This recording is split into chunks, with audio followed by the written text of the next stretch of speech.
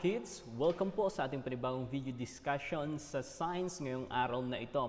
Ako nga po pala si Sir Jeff at ako ang inyong muling makakasama para sa ating isang exciting adventure lesson sa ating pong science sa araw na ito. At ang pamagat po ng ating pong topic ay water cycle. Ano bang ibig sabihin ng water cycle? Paano ito nangyayari? Atin po yung aalamin sa videong ito. So wag niyong i-skip ang videong ito at atin pong sabay-sabay na alamin at talakayin nang sa ganun ay makatulong ito sa inyo pong pagsagot sa atin pong module. So kung kayo bago pa lang sa channel na ito, maaari niyo pong i-click ang ating subscribe button, pati na din po yung bell nang sa ganun ay ma-inform po kayo kung meron pong mga video discussions na ipapalabas po si Sir Jeb sa iba't ibang subject. So tayo po ay magsimula sa isang panalangin bago tayo mag-umpisa sa ating lesson. Let's pray. Ama naming banal na makapangyarihan ka po sa lahat, sa mga oras na ito kami humihiling ng iyong karunungan, kaalaman upang kami inyong tulungan na mas madali na yung maintindihan ang aming lesson sa science ngayong araw na ito. Pagpalain niyo po kami, pagpalain niyo din po ang aming pong mga parents, ang aming pong mga teachers. Ito po ang aming dalangin sa pangalan po ni Jesus. Amen. Okay, so atin pong umpisahang ang atin pong lesson for today. So bago tayo magpatuloy sa ating water cycle, alamin po muna natin yung mga terminologies o yung mga bagay-bagay na patungkol sa water cycle.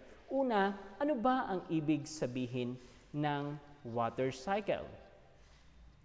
Ang ibig pong sabihin ng water cycle, ito po yung process o proseso kung paano po ang tubig kukunin sa mga bagay sa ating paligid, dinadala po sa hangin o sa ulap at ginagawang ulan. Ano po?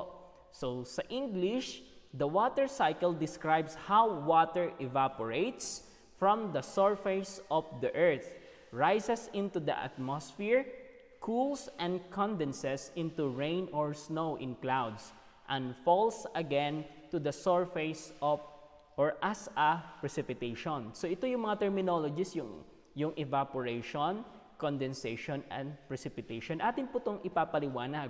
Bakit po pala ang tubig, bakit po tayo nakakaranas ng ulan? Saan po galing ang ulan? So ito po yung ating lesson ngayon, ating masasagot ang mga tanong na ito. Atin po munang alamin.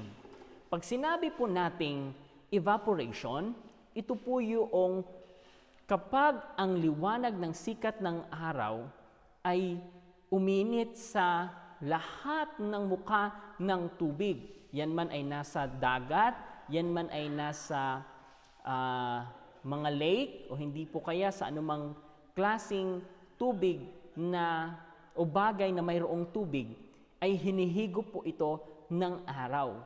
Ang tawag po doon sa atin ay singaw.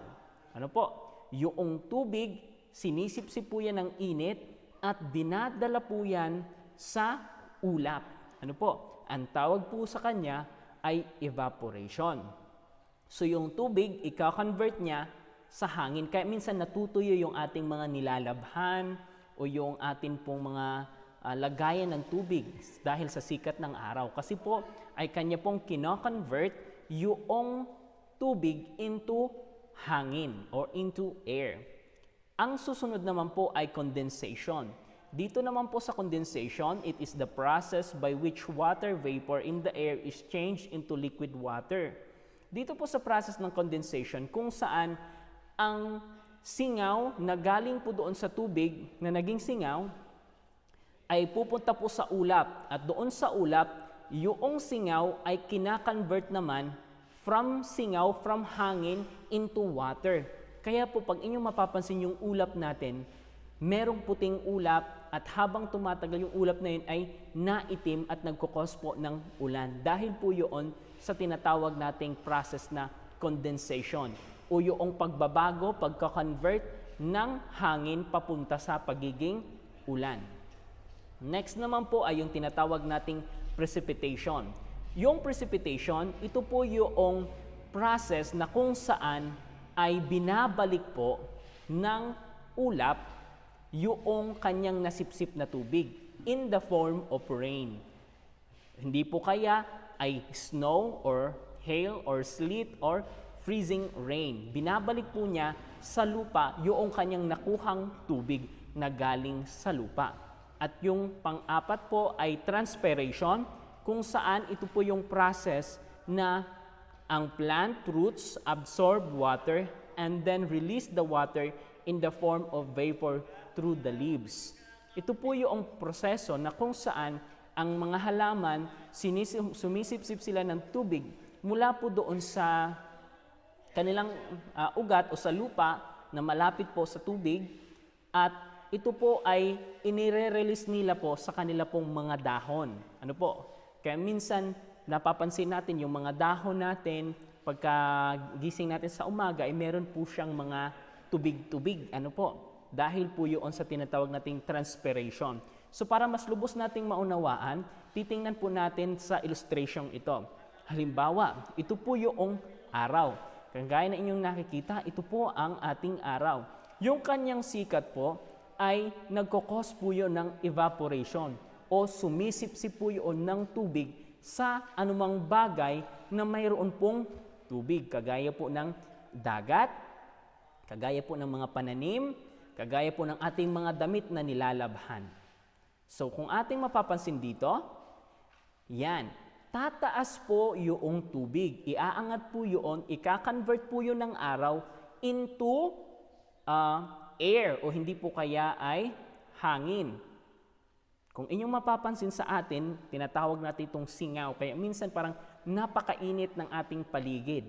Kasi po ay kinakonvert niya yung tubig into air.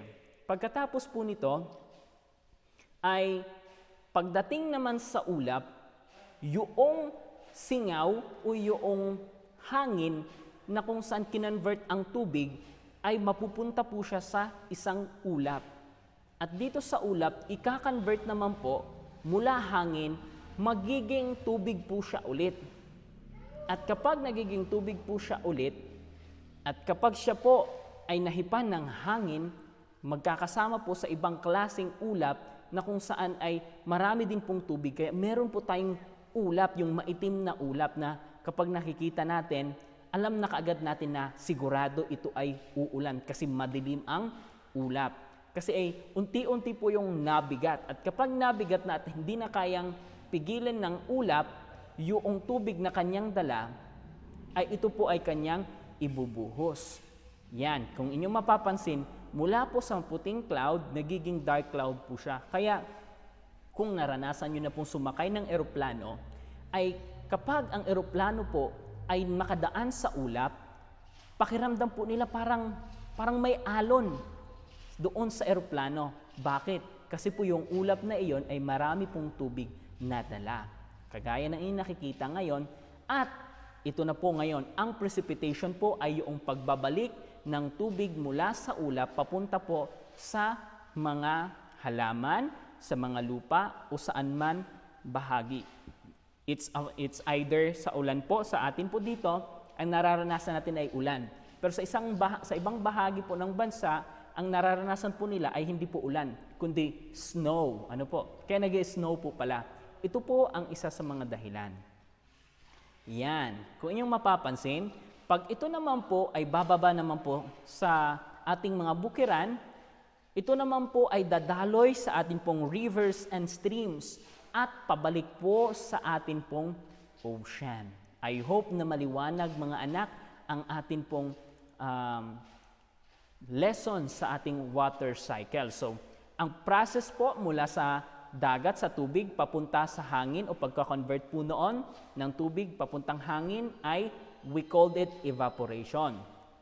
At ang pagbabalik naman po ng hangin sa tubig ay tinatawag nating condensation. Kaya ang nangyayari, ang ulap ay naitim. At yung pag-ulan o ang pagbabalik ng tubig papunta sa mga halaman, sa karagatan o saan mang sulok ng mundo ay tinatawag pong precipitation. I hope na maliwanag po sa atin. Ganon din po sa buhay natin ang Panginoon. Ang Panginoon ay ibinabalik sa atin lahat ng mga bagay na atin pong ipagkakaloob o isusurrender sa Kanya. Kaya kapag ating isurrender ang ating sarili, ang sabi ng Panginoon sa atin sa Biblia, na ang mga bagay na ito ay Kanyang ibibigay sa atin o i-add lamang sa atin. Ang sabi doon sa Matthew 6 verse 33, kung ating hahanapin ang kaluwalhatian at kaharian ng Panginoong Diyos, ay ipagkakaloob lamang niya sa atin ang mga bagay na ninanais natin sa buhay o sa mundong ito. I hope na kayo ay nakaintindi sa ating lesson for today. At kung inyong nagustuhan mga anak, maaari nyo pong i-click po ang like button. At kung hindi pa kayo nakapag-subscribe, ay pwede nyo po akong tulungan upang mag-grow po ang aking channel sa pamamagitan po ng inyong mga subscription. Thank you very much po sa inyong pakikinig and may God bless you.